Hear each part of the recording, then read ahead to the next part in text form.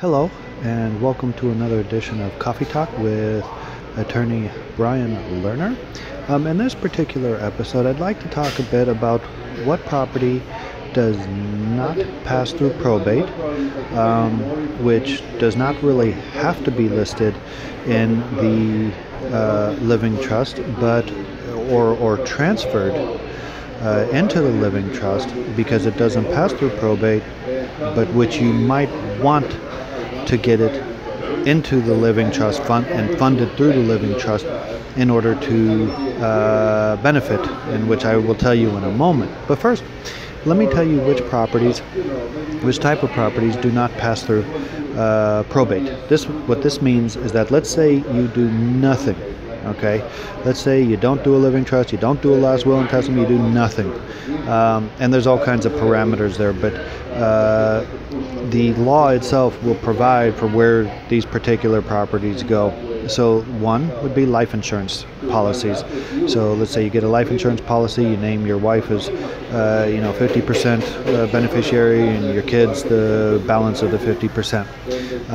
Whether there's a living will, a last will and testament, a living trust, a revocable, irrevocable, whatever it is, when you die, the proceeds for the life insurance will be transferred to the person who's listed or people who are listed as the beneficiary. Next are pay on death accounts, or sometimes called Totten trusts. Those are just accounts at the bank which are designated as pay on death accounts, which means pretty much what it says: when you die, the money goes to whoever you declared as the beneficiary. Next would be securities registered in a beneficiary form. Next, annuities, and there's one very similar key here with all of these.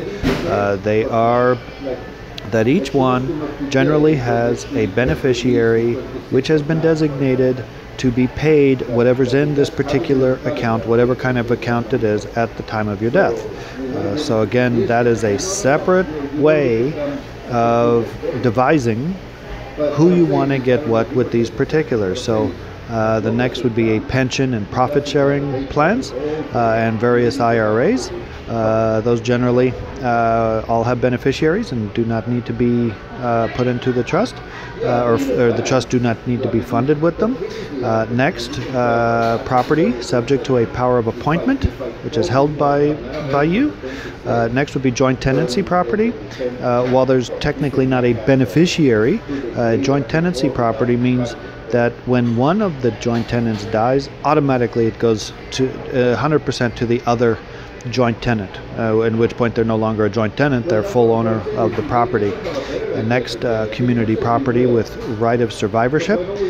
That essentially is very similar to joint tenancy, and that the with right of survivorship means that once the one of the parties dies, the other survivor will get it outright.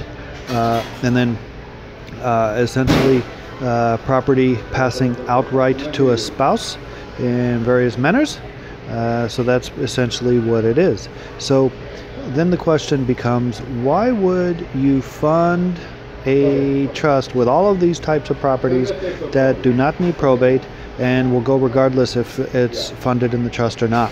The reason is because if you become incapacitated, then any property, whether or not it passes outright of the trust or not, can be managed by the trustee. A executor does not need to be appointed. It doesn't need to go to court to get an executor. The procedures don't need to be filed in court. So it's much easier to manage property through the trust with the trustee. Of course, that you trust doesn't have to be appointed by the court if it's in there. So that's one reason to make sure that those, even though they are not going to pass through the trust, that the trust is funded with all of these particular properties, because it will benefit you should you become incapacitated, make it a lot easier on the successor trustee. Okay, so if you like the video, click like, subscribe, and you can certainly give my office a call and or come for an appointment. I'll give a free consultation and let you know what can be done and what the costs are and so forth. Okay, more in the coming videos.